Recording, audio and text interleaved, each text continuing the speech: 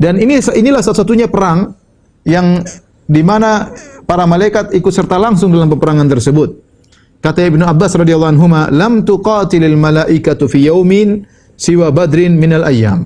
Malaikat tidak pernah ikut langsung dalam peperangan kecuali perang Badar. Wa kanu yakununa fi ma siwahu minal ayyam adadan wa madadan la yadribun. Adapun selain perang Badar, maka para malaikat cuma datang membantu tapi tidak ikut dalam peperangan. Misalnya disebutkan bahwasanya para malaikat turun dalam perang Uhud, tapi mereka tidak ikut berperang. Mereka hanya tugasnya menjaga Nabi SAW agar Nabi tidak dibunuh tatkala perang Uhud. Ya. Kemudian juga dalam perang Hunain, para malaikat turun juga dalam rangka untuk membuat rasa takut bagi kaum orang-orang kafir. Tetapi dalam perang Badar, malaikat ikut berperang. Di antara dalil yang menunjukkan para malaikat ikut berperang, ya, dalam Sahih Muslim dari Ibnu Abbas radhiyallahu anhu. Ibnu Abbas adalah sepupu Nabi. Ibnu Abbas Abdullah bin Abbas. Jadi kita sering singkat namanya Ibnu Abbas. Nama aslinya Abdullah bin Abbas. Al-Abbas paman Nabi, Al-Abbas bin Abdul Muttalib.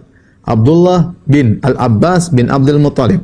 Muhammad bin Abdullah bin Abdul Muttalib. Jadi Ibnu Abbas adalah sepupunya Nabi sallallahu alaihi wasallam. Maka Ibnu Abbas berkata, "Bainama rajulun minal muslimin yawma idzin yashtaddu fi athari rajulin minal musyrikin amamahu." Tatkala dalam perang Badar ada seorang muslim yang mengejar, mengintai seorang musyrik, diikuti terus di depan dia.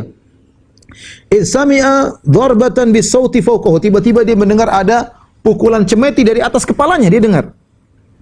Wa sautal faris. Kemudian dia mendengar seorang pasukan berkuda berkata, Yakum, dia berkata pasukan berkuda itu, Aqdim Haizum, wahai Haizum, maju. Rupanya pasukan tersebut atau prajurit berkuda tersebut sedang menyuruh kudanya yang bernama Haizum untuk maju. Fanadhar ilal musyrik amamahu fakharra mustalqiyan. Tiba-tiba orang musyrik yang sedang dia kejar tiba-tiba terjatuh, sudah mati. Dia cuma dengar ada suara cemeti dan ada suara mengatakan Aqdim Haizum. Ya, majulah wahai kuda Haizum. Fanadhara ilaihi, kemudian dia melihat mayat orang musyrik tersebut, fa idza huwa qad khutima anfahu. Ternyata hidungnya sudah terluka, ya mungkin bekas kena cemeti tersebut. Wa syaqqa wajhuhu kadharbati saif, kadharbati saud. Tiba-tiba di wajahnya ada bekas cemeti, cambuk, nempel bekas di wajahnya. Fahdharra dzalika ajma', badannya menjadi hijau seluruhnya.